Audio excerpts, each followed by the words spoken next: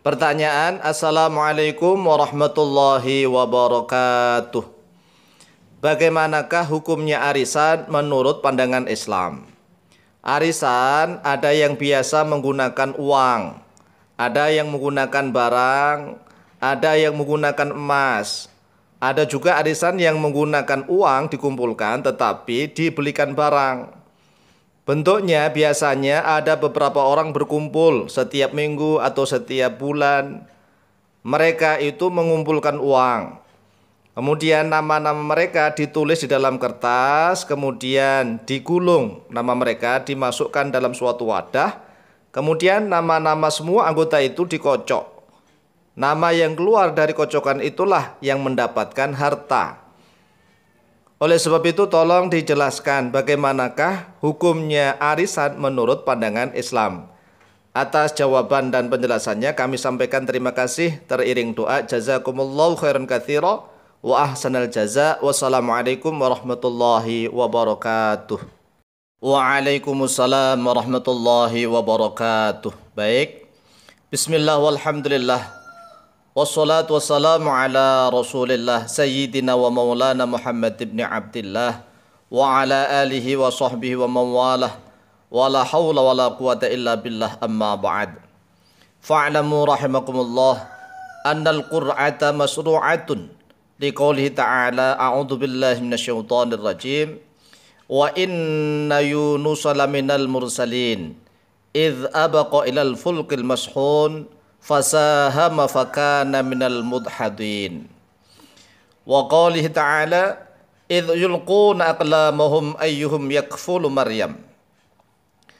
Wa qad kana Rasulullah sallallahu alaihi wasallam yuqri'u baina nisa'ihi idza arada safaran tadbiqan liqulubihinna.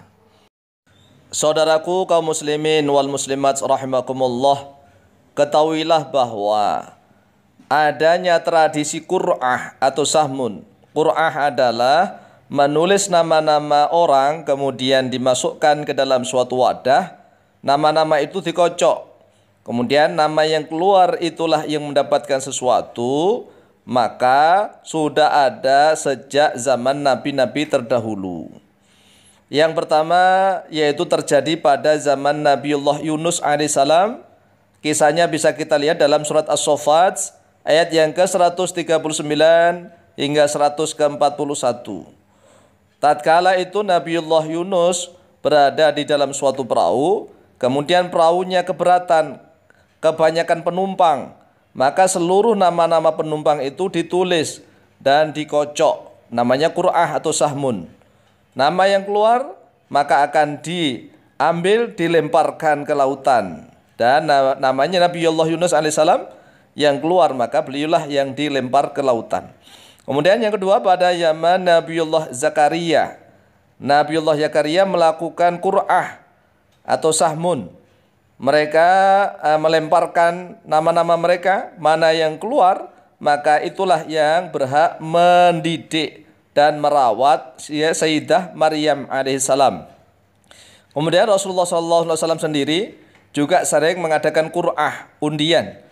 Nama-nama seluruh istri beliau ditulis kemudian dimasukkan dalam suatu wadah, dan nama yang keluar itulah yang akan menemani Rasulullah SAW tatkala bepergian atau tatkala melakukan peperangan. Jadi kalau masalah qur'ah yaitu mengocok nama-nama itu masyru', disyariatkan, dan itu disepakati oleh para ulama ahli fikih. Tetapi masalahnya tidak sesederhana tentang kocok-mengkocok nama. Tidak sederhana masalah qur'ah, yaitu namanya anggota ditulis semuanya kemudian dikocok. Nama yang keluar itu mendapatkan sesuatu. Tidak sesederhana itu. Mengapa? Ya karena masing-masing anggota berkewajiban mengumpulkan harta. Harta dikumpulkan jadi satu. Bisa berupa uang, bisa berupa barang, bahkan bisa berupa emas, perhiasan, yang menyangkut harta benda lah. Kemudian nama-nama mereka, seluruh anggotanya ditulis, kemudian dimasukkan dalam suatu wadah dan dikocok. Tetapi ini kan juga menyangkut masalah harta. Oleh sebab itu, masalah arisan adalah termasuk masalah yang baru. minal masaili al-jadidati. Artinya masalah baru ini belum dibahas oleh para ulama salafus soleh di dalam kitab-kitab fikih mereka. Karena ini minal masaili al-jadidah, termasuk masalah-masalah yang baru, maka kita berkewajiban untuk meneliti dan melihat secara seksama antara manfaat dan madorotnya masalah arisan.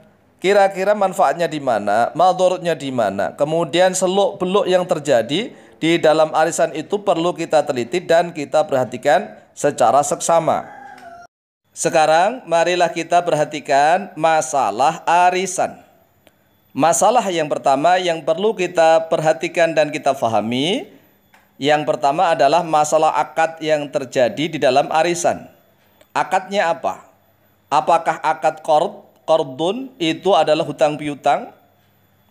Hutang piutang itu boleh di dalam Islam, tetapi akadnya, syarat-syaratnya juga harus jelas.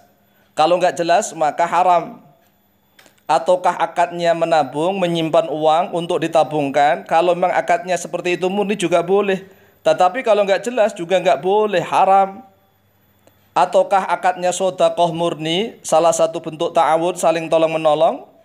Kalau sodaqoh berarti seluruh anggota mengumpulkan uang, kemudian seluruh anggota tidak berharap untuk mendapatkan sesuatu dari situ. Itu namanya sodaqoh murni. Uangnya dikumpulkan dari anggota, kemudian setelah terkumpul dibelikan sesuatu atau dijadikan sumbangan untuk fakir miskin misalnya, atau bantuan di daerahnya si A, kemudian gantian si B, gantian si C untuk membantu orang, itu boleh. Tetapi kalau akadnya tidak jelas juga nggak boleh, haram, ya, maka harus jelas. Yang kedua, jika akad qardun yaitu akad hutang piutang, maka siapa yang menjadi pihak penghutang? Ini harus jelas. Kalau nggak jelas haram. Dan siapa yang menjadi pihak pemberi hutang? Kalau misalnya anggota arisan itu orangnya kaya semua, ya biasanya orang-orang yang ikut arisan kan orang kaya, orang yang punya duit.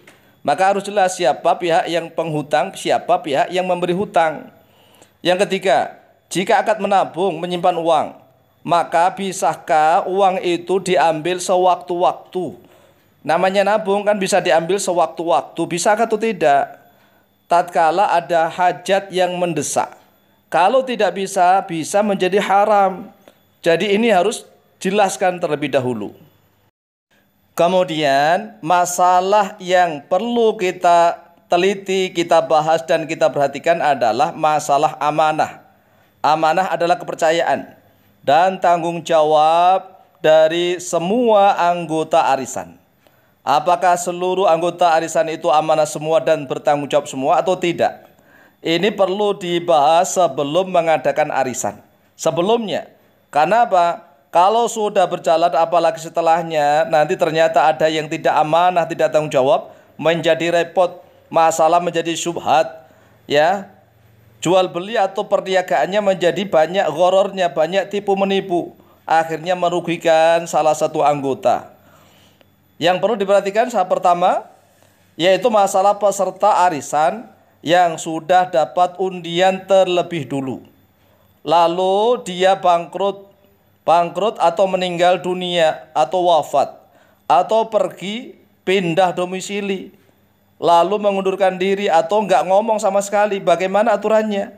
Dia kan sudah dapat misalnya dia dapat undian yang nomor 5 atau yang bulan ke-6, bulan ke-7 termasuk awal, kalau anggotanya 100 orang misalnya.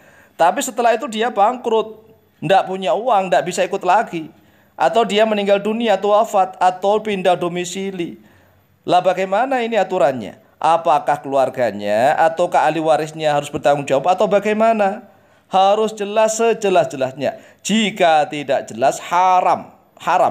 Karena apa? Sesuatu yang tidak jelas biasanya akhirnya akan menjadikan gondok. Gondok itu apa? Sakit hati, tidak terima. Tetapi terpaksa, akhirnya diam saja. Kemudian masalah yang kedua, peserta arisan yang sudah ikut setor harta atau uang sudah beberapa kali dan belum dapat undian. Kalau seandainya misalnya kumpulnya itu 1 bulan sekali, dia sudah 8 kali misalnya. Arisannya 1 jutaan berarti sudah kumpul uang 8 juta. Tetapi dia tiba-tiba bangkrut atau wafat atau pindah, ya pergi pindah domisili. Bagaimana aturannya? Dia sudah terlanjur setor, ikut 1 tahun bahkan. Lah kalau arisannya misalnya 5 jutaan 1 tahun, 10 bulan aja sudah 50 juta. Kemudian dia bangkrut. Bangkrut tidak bisa ikut lagi. Apakah uang 50 juta itu bisa dikembalikan ke dia atau tidak? Lah ini harus jelas dari awal. Kalau tidak jelas, ya jelas-jelas hukumnya haram. Haram ya. Ini yang perlu kita perhatikan.